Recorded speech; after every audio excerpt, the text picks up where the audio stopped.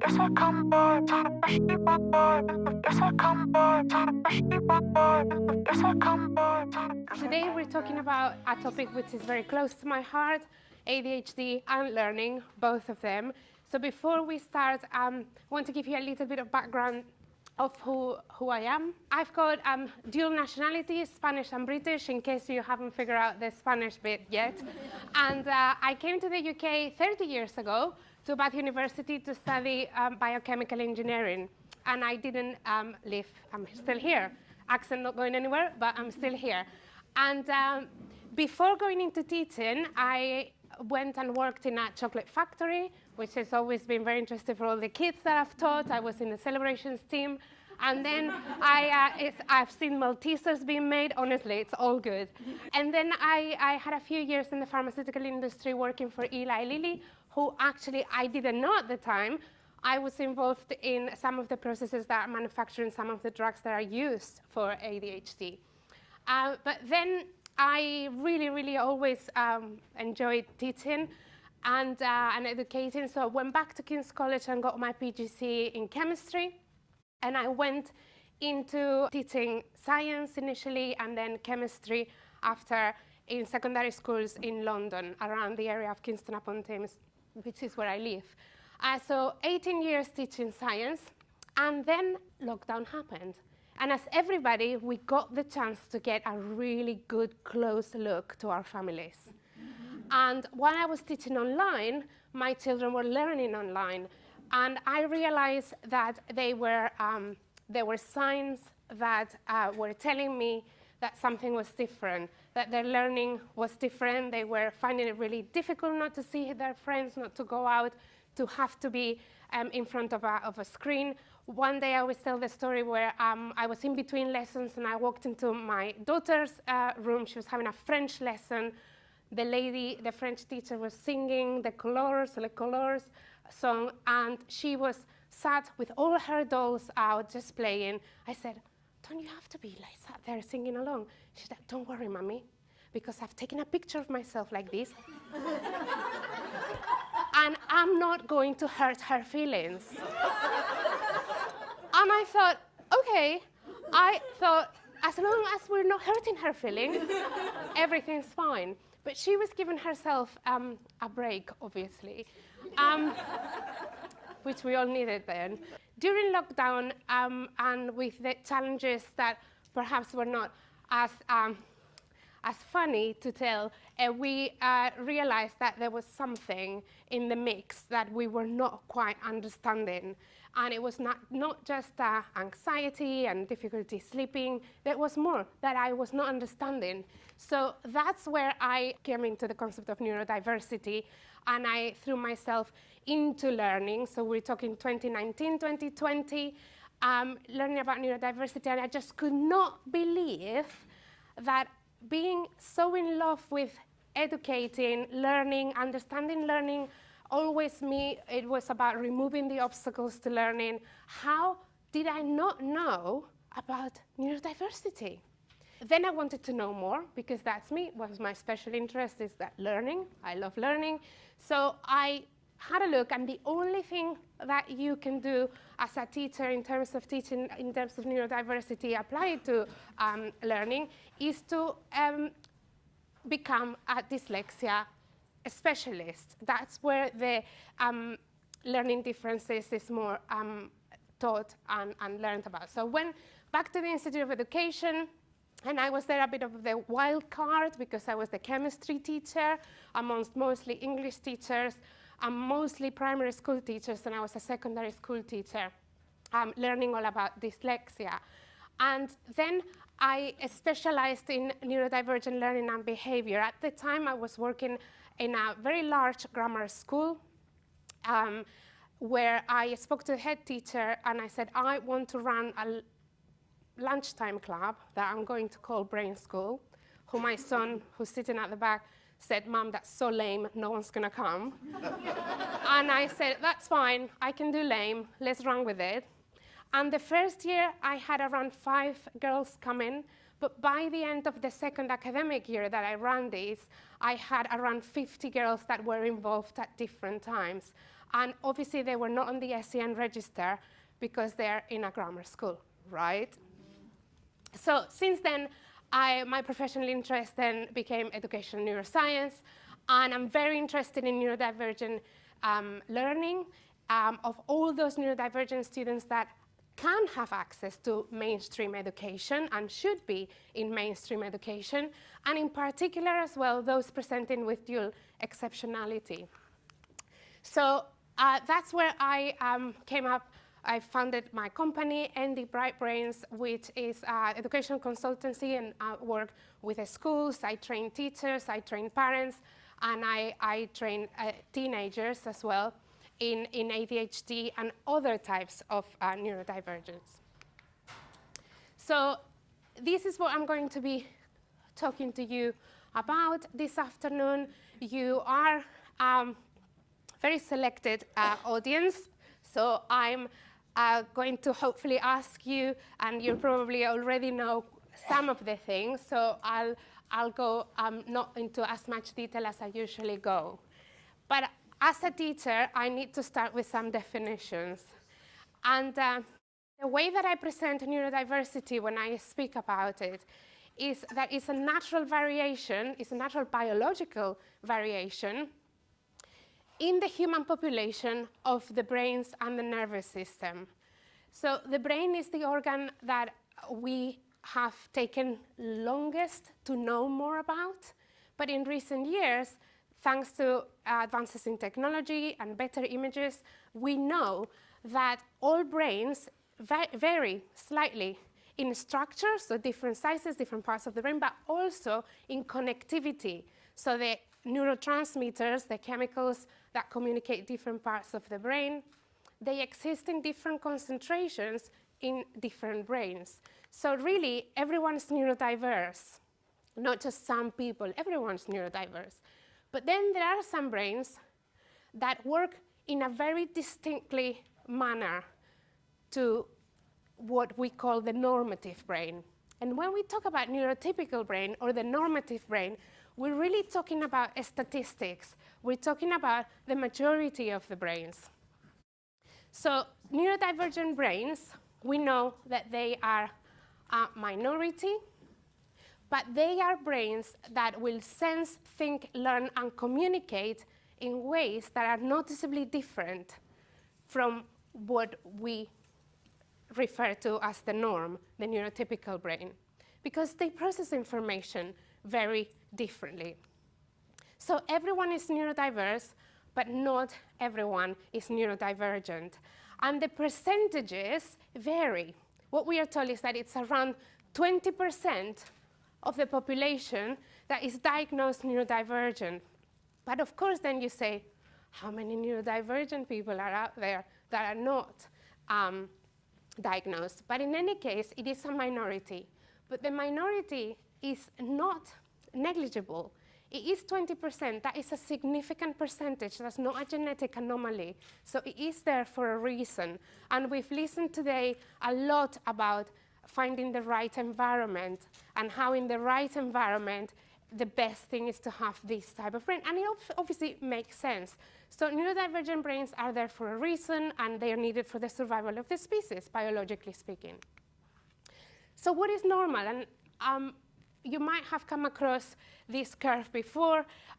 If you've got children doing your GCSEs, this might be more familiar. We grade GCSEs 1 to 9, and what we know is that nationally, the height of the curve there is giving us the amount of people getting that grade. So what's normal is to get a grade 5 in your GCSE. That's what most students achieve.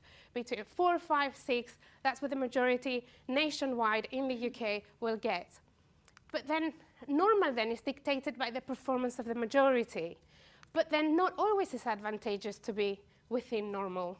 Because if my son next year is sitting his GCSEs, came back home saying, oh, I attained a abnormal grade 9, I'd be quite happy with that. So again, it's that idea of situational and the context that you're in. When we talk about then neurodivergent brains, we focus on that 20%. Today we've been learning a lot about ADHD, but we mustn't forget the rest of the neurotypes, and it's worth taking them into account. So these are some of the neurotypes. There are more, okay? So we're familiar with ADHD, but there's autism, dyslexia, dyscalculia, dyspraxia, OCD. The gifted brain is also a neurodivergent brain, because there's a minority of people that will have high IQs. And then we listened this morning as well about highly sensitive people, HSPs, and how that interlaces with a lot of the neurotypes. Anxiety as well.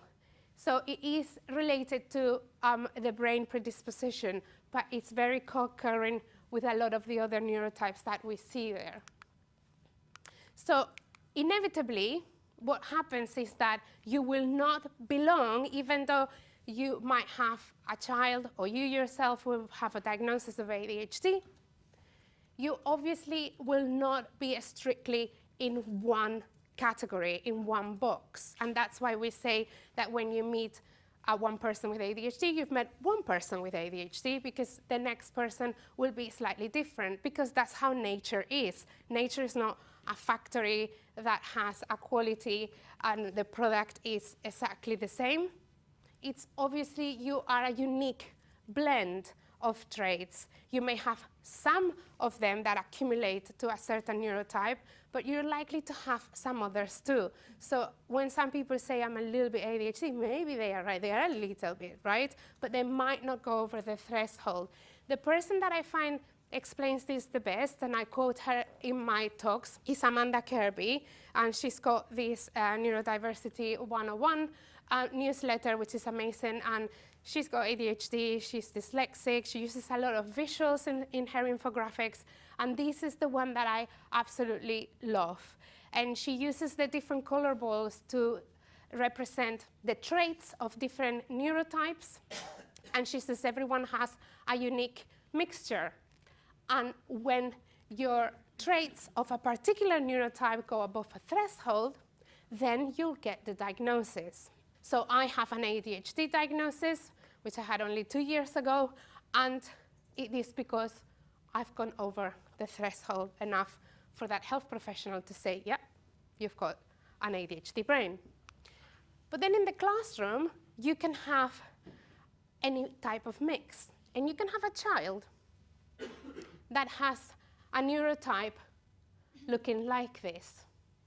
So the brain is made up of mostly this neurotype here, and probably has a diagnosis. Let's say it's autism. So if they have a diagnosis from autism and not many other needs, then perhaps if they're lucky, they'll have the right support. However, let's have a look at this poor child over here. They have the danger of being told that there's nothing wrong with them, there's nothing to be diagnosed. However, they have a number of characteristics of traits of those neurodivergent neurotypes that are going to have to be understood, and they are going to be supported, because as we know, schools and education systems in general are designed for the neurotypical brain. So learning, process of gaining new knowledge, skills, and understanding. What do we need for learning? We need lots of things: motivation, curiosity, interest, the right tools, the right environment, and the right state of the nervous system. So once upon a time in the UK, that has perhaps the oldest schools maybe, the Education Act, we understood that the learn was I had the learning and I pour it onto your brain.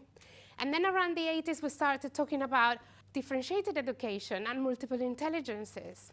And we did a lot of differentiation as teachers.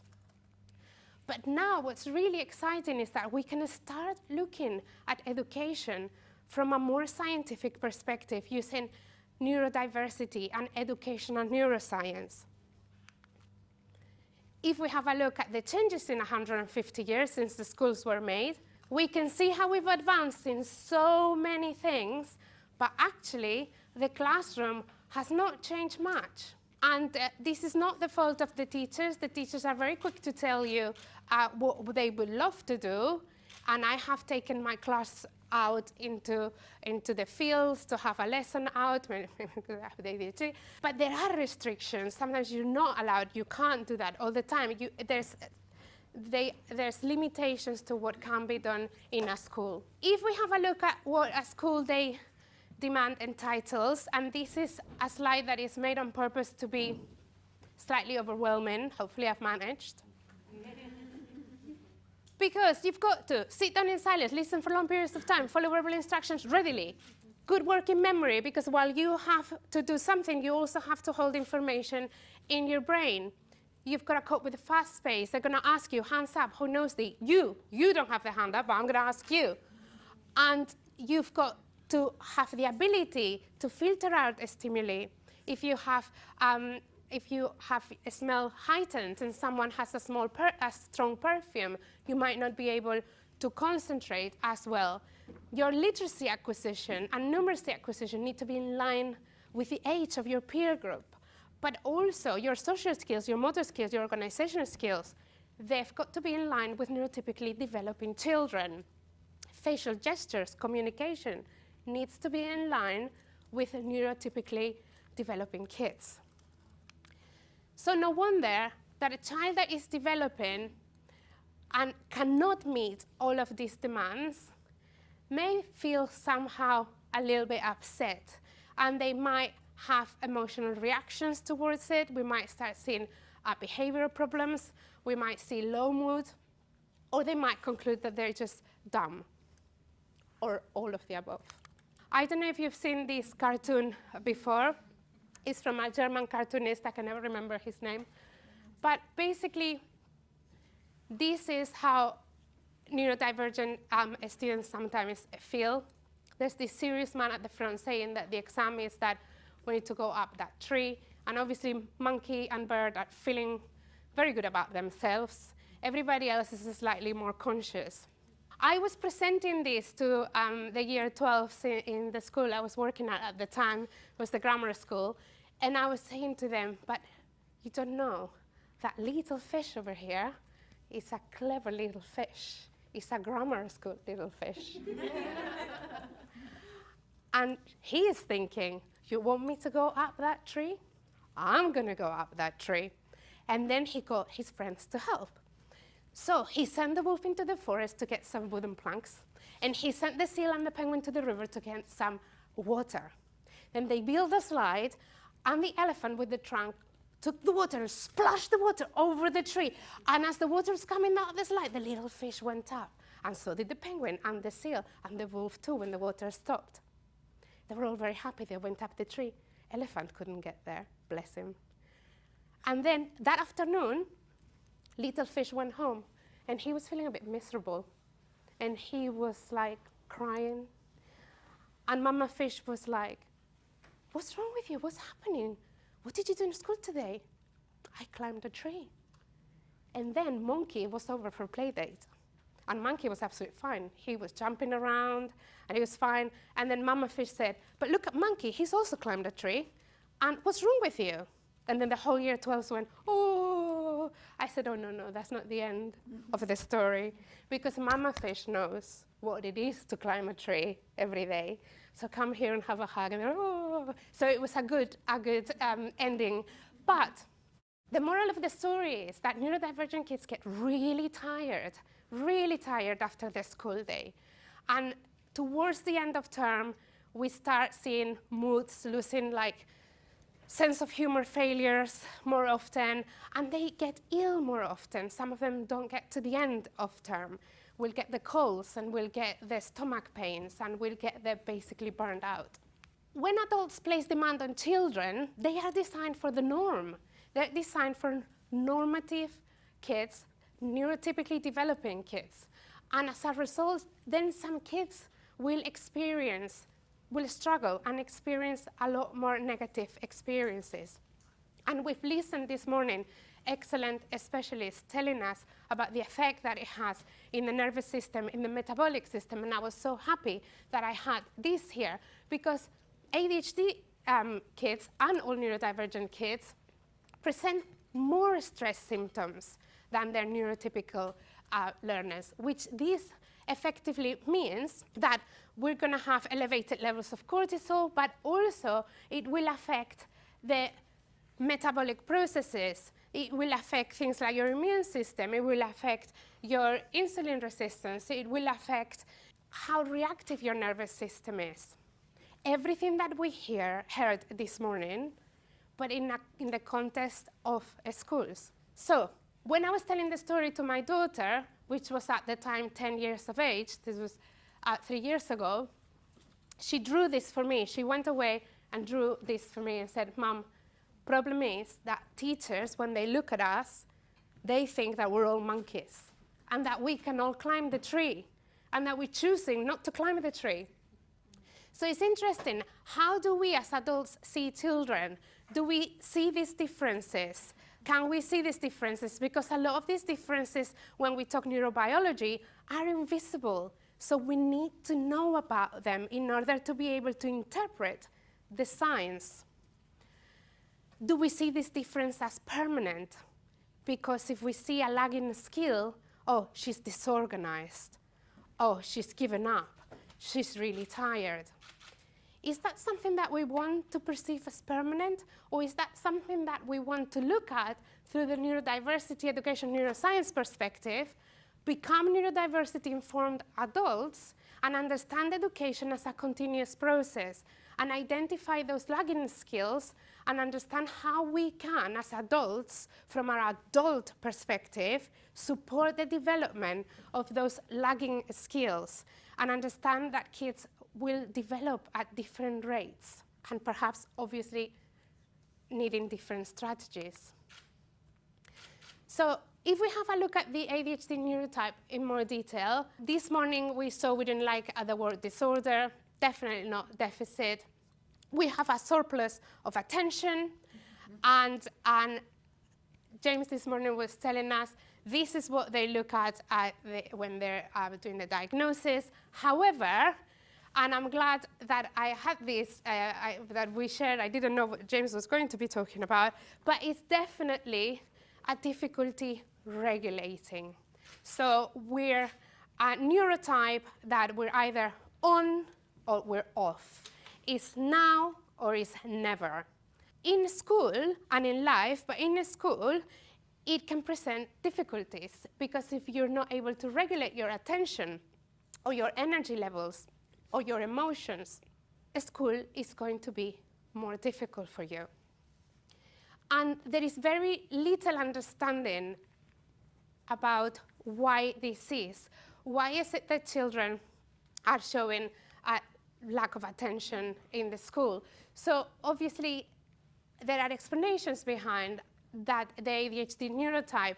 The ADHD neurotype is a creative mind, so that we tend to be more in the default mode, in the divergent thinking, which is when we are prompted by something that is interested to us, and suddenly our brain starts making connections. And then after like 10 or 15 connections, we're like thinking about something completely different. And then we sort of like connect everything, and we don't know how that happened, but then we've missed 10 minutes of the conversation. And normally ADHD brains are very good at going back on it, but in schools, often a lot of the instructions are said verbally. Someone decided along the way that textbooks are not like a thing because they're boring, but actually textbooks are really, really fantastic safety nets, because if someone is missing because you're like thinking and you've missed 5 minutes, but you can have the slides or you can have the textbook and your mind is fast, so you can actually, while listening over there, you can like quickly catch up and you're back in the lesson. That obviously is an accommodation that is very reasonable and it's super useful. And it's not just for ADHD brains, but it's for dyslexic brains, for autistic brains, for someone that is tired because they didn't sleep well. I want to focus more on ADHD and learning. So when you are an adult supporting a young person in education, there are, for me, 3 main areas that we need to gather information about. One of them is obviously the learning profile, because regardless of having an ADHD brain, you might be better phonetically, so you might be better acquiring information through listening or visually. You might be an excellent writer, but you might find difficulties with fine motor skills. And then you have the ADHD brains who have terrible handwriting, so do they need to type? How are they going to take notes? So the learning profile is important. We need to look at the executive function profile as well. That's the organization, and the emotional regulation, because if someone is not feeling safe, is feeling dysregulated, is feeling anxious, the part of the brain, the limbic system, disconnects the thinking brain. So they just cannot learn. It is impossible to learn something new when you are under stress and when you are dysregulated. You can do something that you know how to do very quickly, but you cannot learn something new. So in terms of learning and the presentations, you can have the ADHD brains that are fantastic speakers. They love intervening in your classroom. They're bright, they're eloquent. And you might have your invisible students, the quiet, the dreamy ones. They're up in the clouds. And sometimes they could be both and changing depending on the day. So it's interesting to develop an idea of cognitive profiles. You can do that by doing an educational assessment, which normally is done to diagnose or look for dyslexia, but it actually provides a fantastic information and insight on the underlying ability of the child, the working memory, the processing speed. So all of these are interesting, interesting data to have. But what's really something that I would like you to perhaps walk away with is, because of the nature of our ADHD brain, of being unable to filter all the stimuli, be able to see everything,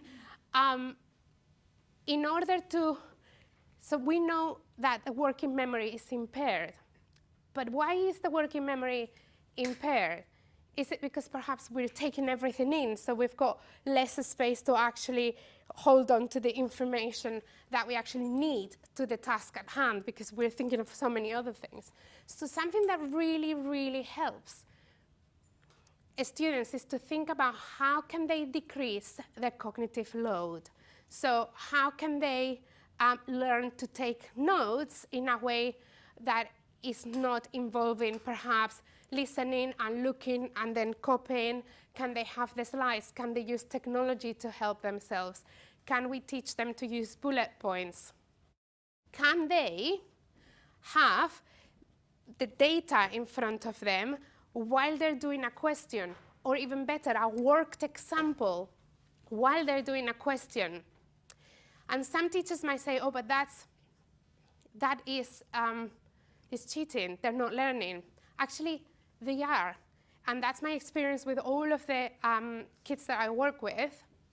When you allow them to study the other way around, so when you get them to study answering questions and looking for the answers in the book, and then once they have a go looking at the book, then marking the question, then their brain is taking up a lot more information because they have the engagement of like, oh, I know, but I'm going to look for the answer. And then they have a look at the math scheme, and then they say, oh, actually, oh, I can see this has come up again, and this is what they say. And then the brain is very good at spotting patterns. So then they can learn a lot faster. That telling an ADHD youngster, teen, to say, go and make notes. Make notes. I just can feel the overwhelm coming up. The overwhelm, and also going down the rabbit hole, because I'm going to make notes, and I'm going to make them looking so beautiful, and let's get all the nice, beautiful colors. No, because three hours have gone by, and you've got like a lovely pink-looking note, and then you haven't learned anything. So how can we make it dynamic? How can we get them engaged and use the time efficiently? Because that's what you have with the ADHD brain. You've got this amount of time, and how can we use it? Because also we need to rest. How do they present in learning environments, which will be the classroom, or if you yourselves are doing some training as well? So we talked about this, like we might miss verbal instructions, The writing output we mentioned before, can they become a typist? Can they use a speech to text? Okay, now with artificial intelligence, and of course we need to understand well how to use it, and we need to teach the children the right way of using AI, because it's not about not doing the work for us, but it is about how can we use it to help us learn to write, learn to summarize, learn to do several things. So speech to text might be good to capture your ideas during an essay while you're pacing up and down a room. What's a reading comprehension? Repetitive task. They get very easily bored. So what I did, I worked in a grammar school, and you'd get the worksheets out, and it's balancing equations, 20 equations to balance. And then the girls that after a couple of them, they already know they want to die in a hole if they have to do the 20. So thinking about, yes, of course, we need to make sure that that skill is acquired, but once, as a teacher, you realize they can do it, they can balance equations, there's no need to do 20. And maybe they need to practice something else. So that's also quite an interesting way, because we need to look after the energy levels of these children. Task initiation is difficult. They will need help, and they will need help from an adult, and they'll need to learn how to motivate themselves. They will always challenge the answer. They'll hate mark schemes, absolutely, because it's like, why is this? Because mark schemes are restrictive. They're not creative. And they'll have a debate. And it's just acknowledging the fact that that's going to happen and be on their side. I was very open with my girls. I said, I know. When we're talking about graphite conducting electricity, and we're not allowed to use the preposition throughout, we have to use through, because if you don't use through and you write throughout, you don't get the mark. I want to cry. I want to cry. But they get annoyed. And then they need to see that you need to explain that to them. Or the children that are very good at maths, and they look at a question and they say x equals 7, but you get 0 marks because you haven't shown the steps. And they go, but it's a waste of time. Why do I have? Because it's x equals 7. Yes, but look, we're learning scientific communication, and whatever story you need to tell them, or acknowledge that it is frustrating, but it's the system that we have, and we have to teach them in a compassionate way to jump through the hoops. So they will challenge the method as well, and sometimes there is flexibility there, and you can let them perhaps choose a different method. The non-preferred subjects, you might have to take a hit a little bit on those. I had a girl once that it was in a grammar school, and she's like, Miss, I hate chemistry. I'm like, fine, because I hate literature. So it's not a problem. We cannot hate something, but let's just chat to your mum about it. And then mum was fine. And then I took it in the chin as the head of department that we had that lower grade, which doesn't look good, but at the same time it's like, well, because she wanted to go to Oxford to study literature, who am I to say that she should be not reading whatever she was reading and continue to balance equations? I'm no one to say that, right? However, this, again, it needs to be a conversation about it. Then the nervous system will sync with the collective. So if the classroom is a structured classroom and the teacher has good behavior for learning skills, they're probably going to be more successful. If the classroom is less structured and there's more movement, they'll be the ones that be at the top of that movement. So they'll get more in trouble. Or in those lessons towards the end of term where we start getting the quizzes and the Kahoot and everyone's tired.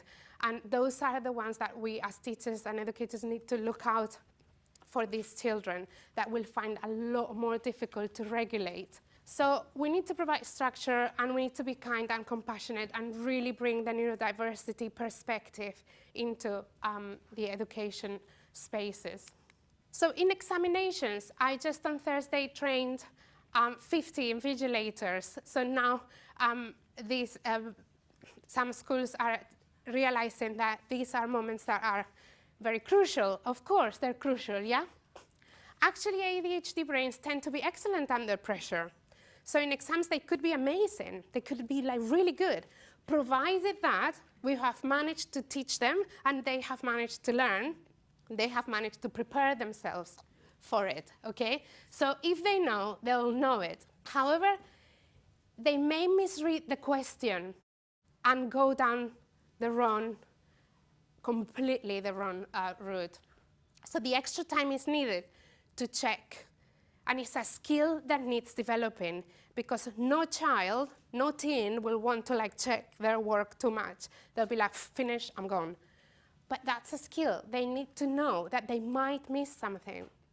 And I have a friend whose boy is in year 11, and they've just done their mocks, and in literature they're doing a book called An Inspector Calls, and there are characters, and I'm not sure if I'm going to say it correctly, but it's Mr. Burling, I believe, and Mrs. Burling. And the question was about analyzing the character of Mr. Burling. And he went on and on about Mrs. Burling. So the teacher was really kind, because she knew that he's dyslexic and he's got ADHD, and she marked the question to give him a feedback as if it was the right character. But the JCQ, who's the Joint Council of Qualifications, is not there yet. That's not an accommodation, for example, that is recognized. So that child would have gotten 0. So it is an amazing disadvantage, yeah? Even though with his dyslexia, he's made such a massive effort to acquire all that knowledge. We need to develop their skills and not let them give up too easily. Sometimes their inner critic, that negative voice, that is more prevalent in ADHD brains, because you're exposed all your life to more negative experiences, then you're the first one to judge yourself. So they're like, okay, give up, you don't know this, you haven't revised. They may daydream if they get bored. Hopefully they don't get bored in exams, but it can happen. Or they might hyperfocus in one question because they absolutely love electricity, and they're just like now gonna nail this question, and then they're not like time managing for the rest. So this is all about generating awareness, and it's about developing skills. What I have seen is one of the things that we need to bear in mind is that an ADHD brain is a non-linear brain. You're a non-linear thinker, and you're a non-linear learner. So it helps a lot, in my opinion, to give the children an idea of where whatever it is that they are studying fits in with the rest, which is why I absolutely recommend textbook or the study guides, and have in front of them always the list of contents, the index, and then also print out the specifications for them. And as an adult, you will have to lead them to that, because of course the teachers tell them, they know they've heard 100 times about specifications, but they will not have them printed. So having that checklist, that structure is really helpful. But if we have a look at the characteristics of learning in an ADHD brain, interest-based, curiosity, self-inquiry, self-discovery, there's limited opportunities in a classroom environment. And like Tom was saying this morning, that you're doing English, and then you're doing maths, and then you're doing science. And it's definitely not like self-led learning. So it can be confusing, and it can be frustrating. What's really, really important is for ADHD learners to have a connection. And you'll find, if you've got children with ADHD, that they will work for the teachers they like, and they will not work for the teachers they don't like. And it's not about like and not like. I'm sure all the teachers are doing the best they can, but it's about that connection. It's about that teacher that perhaps knows their special interest, or is praising them specifically for something, or is reminding them of their progress. ADHD kids cannot remember. The episodic memory is very fragile, so we can't remember that now we are able to get a 5 out of 6 in extended writing of whatever, fractional distillation, and we were doing 1 out of 6 last week, we're still going like, oh gosh, but I missed that 1 mark, because that's how the ADHD brain works. So that teacher says, oh my gosh, look at this. Remember last week when you couldn't do this? That specific praise, that teaching them that they can progress is very important. They learn much better from success than from failure. ADHD children don't learn from failure, but they learn by telling them, look, you know, this exam that you have done, that you failed because actually you didn't do any work, right? Why don't we redo it? Tell your teacher that you can, if you can resit a different one, and let's just do an hour and a half and see what happens. And then they do an hour and a half, and then and they've improved. So can you see? That's 1 hour and a half. That's how they learn. But what they don't learn is when you say, I told you you should have revised, look at this, 40%, you're going to ruin your life, you're going to you're going to fail all your GCSEs. That's going to create further trauma in that nervous system. So teaching from success is key. So that's the learning profile. And then we know that executive functions are the brain skills that orchestrate the cognition in our brain, okay? So you can have 2 equally able children. The one that is more organized, folders in order, more or less with a plan for revision, they're going to be up to 2 grades above that one that is truly brilliant, but actually not organized. So it's really important that we understand this and we understand how to support the development of it. Because what we know is that ADHD is a neurodevelopmental delay. What that means is that the brain develops at a different rate if you have ADHD that neurotypically developing children.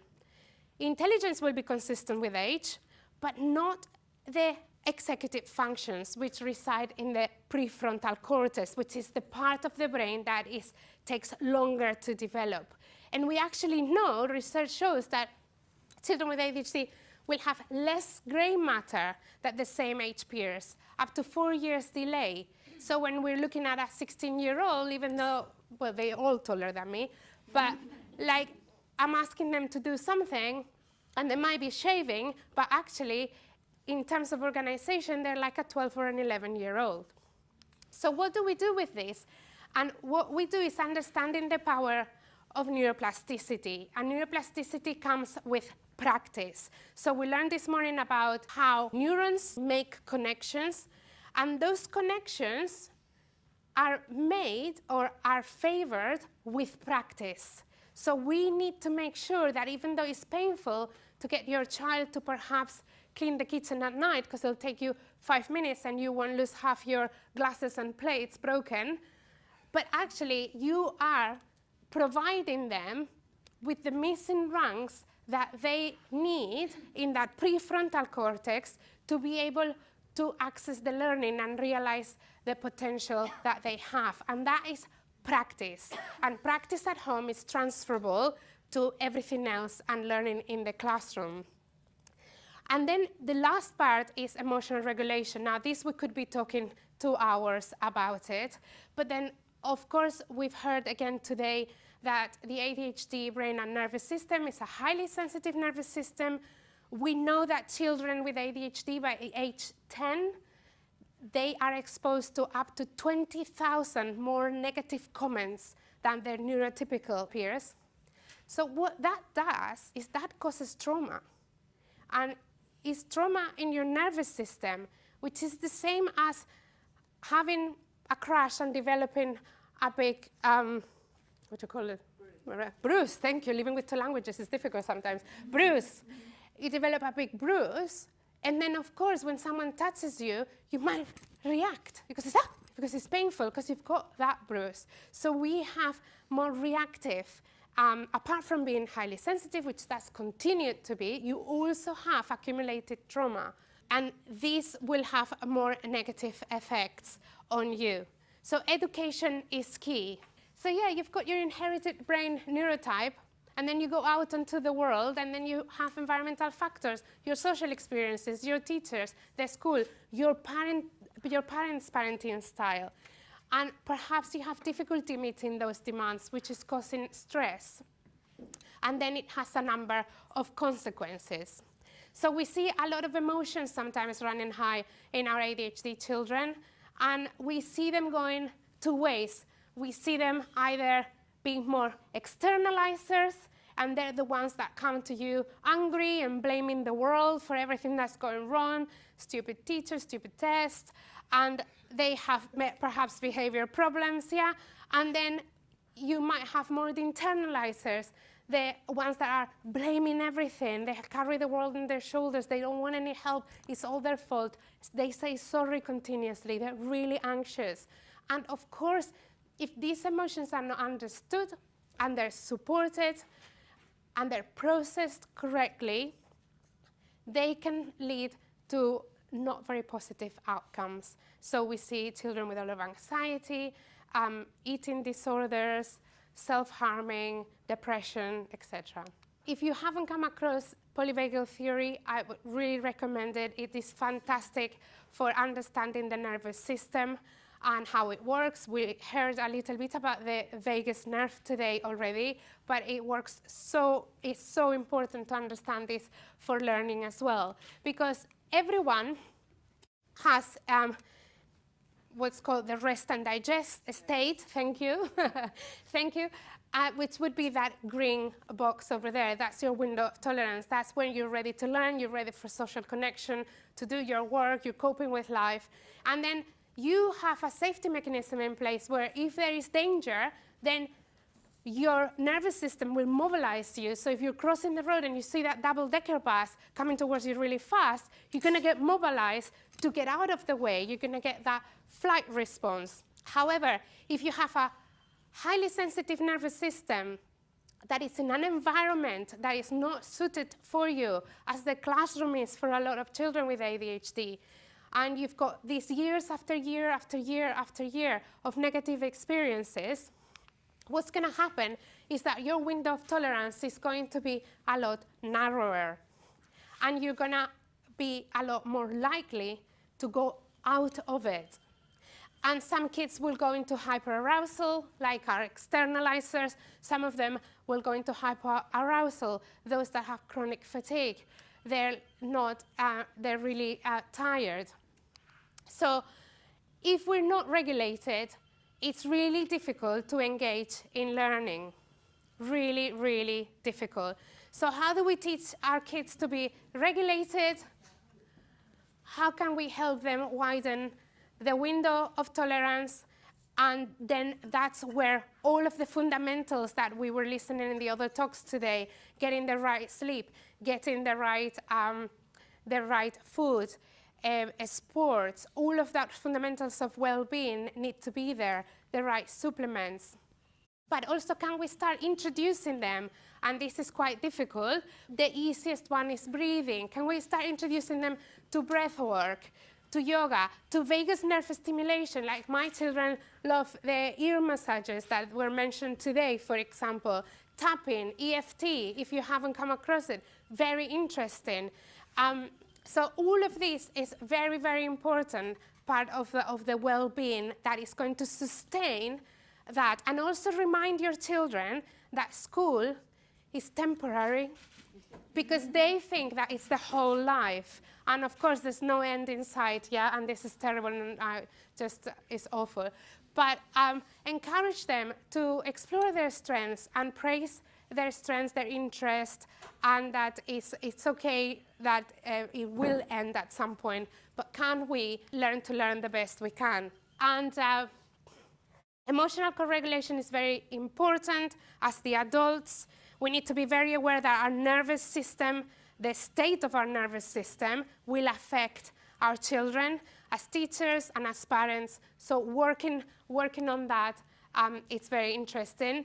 Looking at the way that we speak to them, direct commands affect and have negative responses in the nervous system. I'll leave you with this last slide. Parenting with ADHD is not easy. We all need to acknowledge it. Teaching children with ADHD is also not easy.